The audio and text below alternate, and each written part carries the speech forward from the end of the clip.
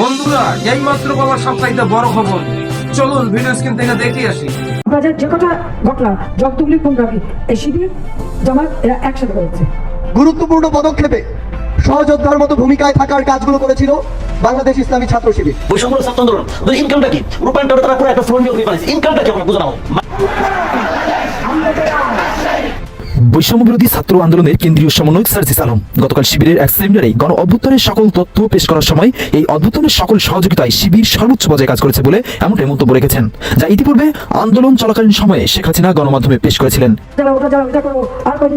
ইত্যাদি আর জামাত ইসলামী বিএনপি শিবির আপনাদের যে কথা ঘটনা জগতুগলি খুনকারী এই শিবির জামাত এরা একসাথে করেছে। বাংলাদেশ ইসলামী ছাত্র শিবির আজকে আমার সামনে আমার যারা সহযোদ্ধারা রয়েছেন তাদেরকে আমরা প্রত্যক্ষ এবং পরোক্ষভাবে পেয়েছি। এই অভ্যুত্থানের রাজপথে থাকা, পরামর্শ দেওয়া, গুরুত্বপূর্ণ পদক্ষেপে সহযোদ্ধার মতো ভূমিকায় থাকার কাজগুলো করেছিল বাংলাদেশ ইসলামী ছাত্র শিবির।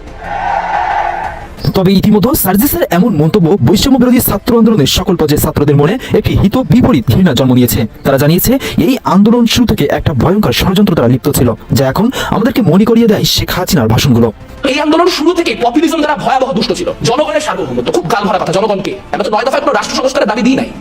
তাহলে আমি যখন এখন বলতেছি যে যারা সংবিধান পরিবর্তন চায় না তারা অভ্যুত্থানের যে স্পিরিট সেই স্পিরিটের সাথে বিশ্বাসঘাতকতা করছে। কেন আপনি অভ্যুত্থানের কথা লিখছেন আপনি সংবিধান পরিবর্তন করবেন? আপনি কথা বলছেন এটা মুজিববাদের বিরুদ্ধে লড়াই। 50 জন মানুষ 100 জন 200 জন মানুষ মিলে কোনো একটা জায়গায় জোট বেঁধে কিছু একটা করাটাই জনআকাঙ্ক্ষা হয়ে গেছে। এই জনগণটা কি? জনগণ তো 18 কোটি। জনগণ এটা চায়, জনগণ ওইটা চায়। তখন মূলত যেই পপুলিস্ট চিন্তা ভাবনাগুলি, সেই পপুলিস্ট চিন্তা ভাবনাগুলিকে আমরা বুলডোজ করে ঢুকায় দেওয়ার একটা পায়তারার মধ্যে ঢুকে গেছি। যেই অভ্যুত্থানের মূলনীতি ছিল বৈষম্য নিরসন এবং ছাত্র রাজনীতি বন্ধ, এখন নিজেরাই সেই ছাত্র রাজনীতির গভীর ষড়যন্ত্র চালাচ্ছে, যা স্পষ্ট প্রতীয়মান হয়েছে ক্ষমতার লোভ এবং অনৈতিক কর্মকাণ্ডে জড়িয়ে পড়া বর্তমান তাদের বিলাসবহুল জীবন নিয়ে উঠেছে নানাবিধ প্রশ্ন। বৈষম্য ছাত্র আন্দোলন ইনকামটা কি রূপান্তর তারা পুরো একটা ফ্লোর নিয়ে হয়ে পারে। ইনকামটা কি আমরা বোঝানো -2 আগে ছিল 111 সময়, এখনো -2 একটা প্রজেক্ট চলছে। বিএনপি শেষ মুহূর্তে এসে বুঝতে পারছে যে তাদের মূল শত্রু আওয়ামী লীগ না, মূল শত্রু এরা। আওয়ামী লীগকে নিশ্চিহ্ন করার চেষ্টা করাটাই হবে আত্মঘাতী। সরকার হিসেবে আপনি সাংবিধানিকও না, আপনি বিপ্লবীও না, তাহলে আপনি কি? আমি মনে করি যে যারা সমন্বয়ক তারা হচ্ছে আমাদের মতো শিক্ষার্থী। তো একজন শিক্ষার্থীর পক্ষে আসলে দেশ পরিচালনার দায়িত্ব, এই দায়িত্বটা দেওয়া তারা হয়তো যত ইজিলি নিচ্ছে বা সহজভাবে নিতে পারবে, এটা এতটা সহজ না। কারণ হচ্ছে যারা অ্যাকচুয়ালি দেশ চালায় তারা অনেক বেশি অভিজ্ঞ। তো সমন্বয়কদের হাতে যদি দেশ দিয়ে দেওয়া হয় তাহলে আমাদের দেশ অনেক ক্ষেত্রে পিছিয়ে পড়বে। কারণ অনেক বড় বড় সিদ্ধান্ত হয়তো তারা নিতে পারবে না। আন্তর্জাতিক পর্যায়ে তারা হচ্ছে আন্তর্জাতিক যে দেশগুলোর সাথে আমাদের যে সম্পর্ক, এই সম্পর্কটা আরো বেশি আমার মনে হয় যে দুর্বল হয়ে যাবে, এত বেশি শক্তিশালী হবে না।